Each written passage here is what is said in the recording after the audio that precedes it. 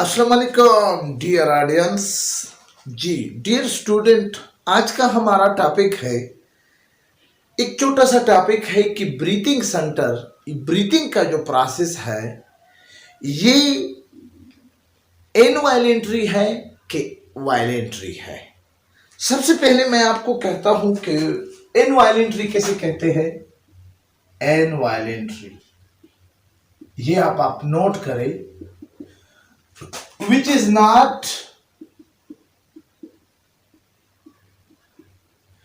not under the will of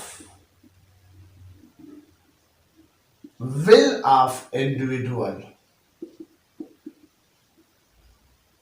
ये involuntary control इसको कहा जाता है, ठीक है। जबकि वॉलेंट्री कंट्रोल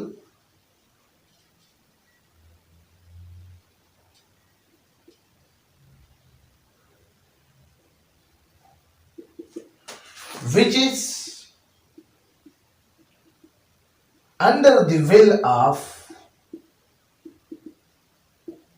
individual।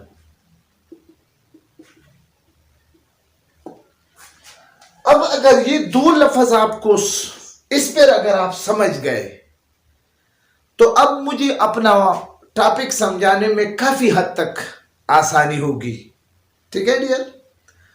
हमारा टॉपिक है आज कि ब्रीथिंग प्रोसेस क्या इनवॉलेंट्री प्रोसेस है या ब्रीथिंग प्रोसेस वायलेंट्री है, क्या breathing process involuntary control process है या वायलेंट्री कंट्रोल है। ये हमारा टॉपिक है, बड़ा ही मुख्तसर है।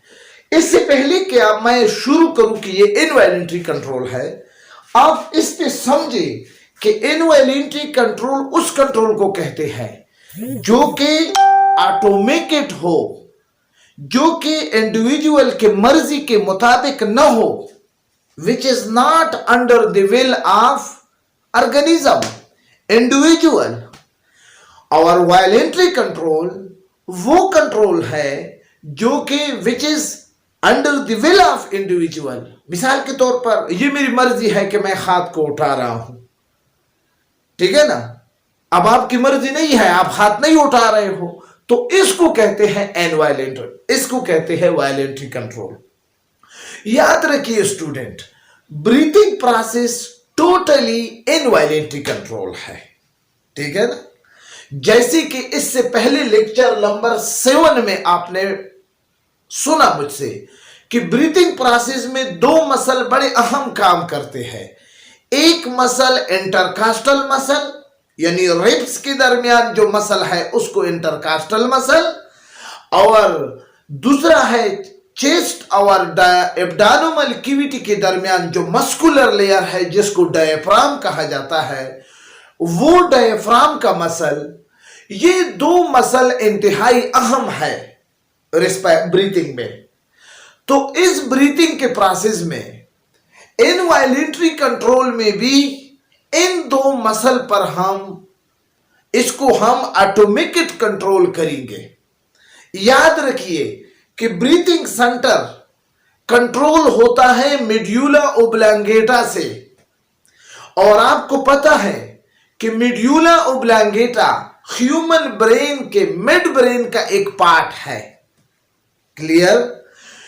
और इसके साथ साथ मेड्यूला ओब्लांगेटा के वेंट्रल सरफेस पर, यानी प्राण सतह पर, वेंट्रल पोर्शन पर इंस्पायरेटरी सेंटर का काम वो करती है, act is a inspiratory centre. जबकि डॉर्सल और लेटरल साइड पोर्शन पर मेड्यूला ओब्लांगेटा के डॉर्सल और लेटरल पोर्शन पर वो एक्ट इज ए क्या है, एक्सपायरेटरी सेंटर का किरदार अदा करती है।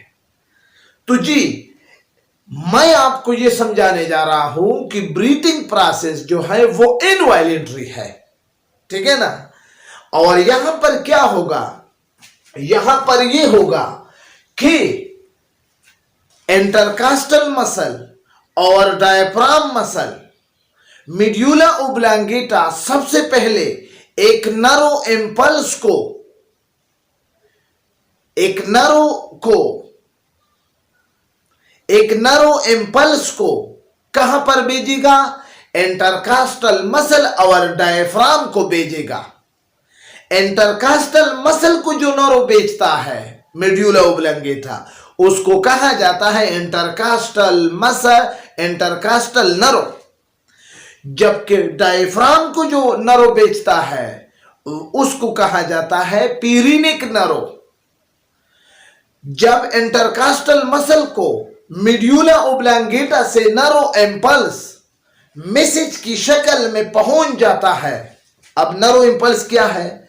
ये ऐसी इंफॉर्मेशन है अबाउट स्टिमुलस जो रिसेप्टर से सेंट्रल नर्वस सिस्टम की तरफ और सेंट्रल नर्वस सिस्टम से इफेक्टर की तरफ इंफॉर्मेशन चला जाता है। और आसान डिफिनीशन है नर्व इंपल्स का, electrochemical wave which travel along the length of neuron, जो न्यूरॉन के लेंथ के साथ ट्रेवलिंग करता है, उस इलेक्ट्रोकेमिकल चेंज को, वेव को हम क्या कहते हैं कि ये नर्व इंपल्स है। बहरहाल तो जब इंटरकास्टल मसल को इंटरकास्टल नर्व पहुंच जाती है, डायफ्राम मसल को पीरिनिक नर्व मेड्यूला ओब्लंगेटा से पहुंच जाती है, तो इस वक्त वो क्या कर लेती है? तो इस वक्त इंटरकास्टल मसल कंट्रैक्शन शुरू कर देता है। और जब कंट्रैक्शन शुरू कर देता है, आपने ब्रीथिंग मैकेनिज्म में पढ़ा है इससे पहले लेक्चर में, अगर नहीं देखा है प्लीज उसको देख ले, तो वहां पर रिब्स ऊपर चली जाती है, चेस्ट कैविटी और लंग का साइज बड़ा हो जाता है, जिसकी वजह से इंस्पायरेशन वाकई हो जाती है। और इसी तरह जब हवा लंग्स के अंदर, लंग्स से भर जाता है, यानी लंग्स में बहुत ज्यादा हवा आ जाती है, अब इसके बाद फिर मेड्यूला ओब्लंगेटा एब्नास्टिक न्यूरॉन को इनहिबिट कर देता है, फिर एक नर्व को भेज देता है इंटरकास्टल मसल और डायफ्राम को, किसके लिए? कि अब आप क्या करें? कंट्रिक्ट करें। जब इंटरकास्टल मसल रिलैक्स हो जाता है, इस रिलैक्सेशन से फिर क्या वाकई हो जाता है? रिब्स नीचे की तरफ चली जाती है, चेस्ट कैविटी और लंग्स का साइज छोटा हो जाता है, इनसाइड द लंग्स हवा का जो प्रेशर है वो ज्यादा हो जाता है, जिसकी वजह से हवा बाहर निकलना शुरू हो जाता है, तो इसको हम कहते हैं एक्सपायरेशन। इस तरह कंट्रोल करती है। याद रखिए dear student, breathing mechanism, breathing process ये टोटली ऑटोनॉमिक है, और इसकी मेड्यूला ओब्लंगेटा में एक सेंटर है, वहां से कंट्रोल होती है। ये टोटली इनवॉलेंट्री प्रोसेस है, ये इनवॉलेंट्री कंट्रोल है। हम चाहे या न चाहे, हमारा दिल हो या ना हो, हम इंस्पायरेशन और एक्सपायरेशन खुद ब खुद हो जाती है। ठीक है, तो ये हो गया इनवॉलेंट्री कंट्रोल, क्लियर। अब वॉलेंट्री कंट्रोल, अगरचे ब्रीथिंग का प्रोसेस वो इनवॉलेंट्री है, लेकिन but some time up to some limit इसको हम वायलेंटरी भी कर सकते हैं।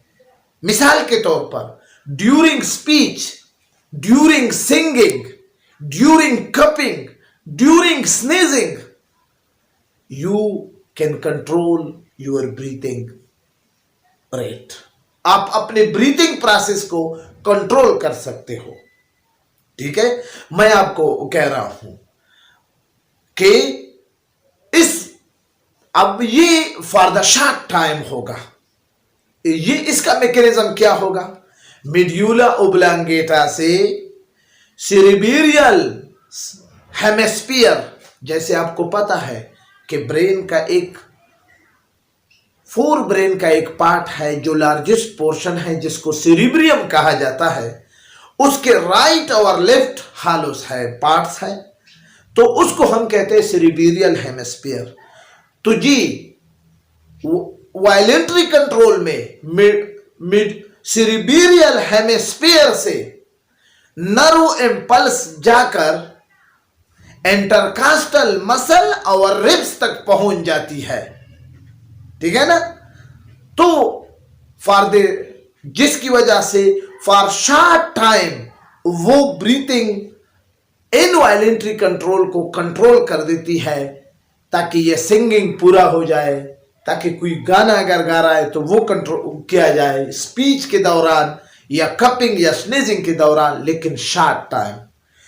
याद रखिए dear student, breathing mechanism totally involuntary control है, लेकिन फॉर द टाइम बीइंग हम उसको वायलेंटरी कंट्रोल कर सकते हैं, लेकिन बहुत कम हद तक, ठीक है। और इसके साथ ब्रीथिंग प्रोसेस का असर रेट उस वक्त बढ़ेगा जब ऑक्सीजन की कंसंट्रेशन इनसाइड द लंग्स कम होगी।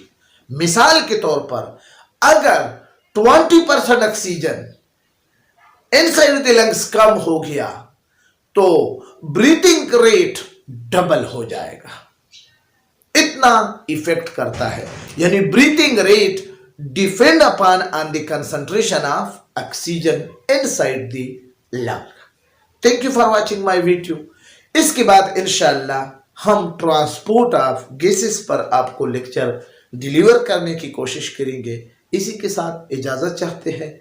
उम्मीद करता हूं कि आप ब्रीथिंग प्रोसेस की इनवॉलेंट्री और वायलेंट्री कंट्रोल के टॉपिक पे समझे होंगे। अगर इसमें कोई भी मसला है, प्रॉब्लम है, प्लीज़ कमेंट्स में अपना प्रॉब्लम लिखे, अपना तासुरात लिखना न भूलिए। दोस्तों के साथ लाजमी तौर पर शेयर करें, क्योंकि हम आप लोगों के लिए यहाँ पर आते हैं और ताकि हमारे ये छोटे छोटे मेहमानाने कौम अच्छे से बायोलॉजी अच्छा से कंसेप्ट लेकर बायो सीखे और आगे जाकर वो मेडिकल फील्ड में पाकिस्तान का नाम रोशन करें। Thank you for watching my video. खुदा हाफिज़।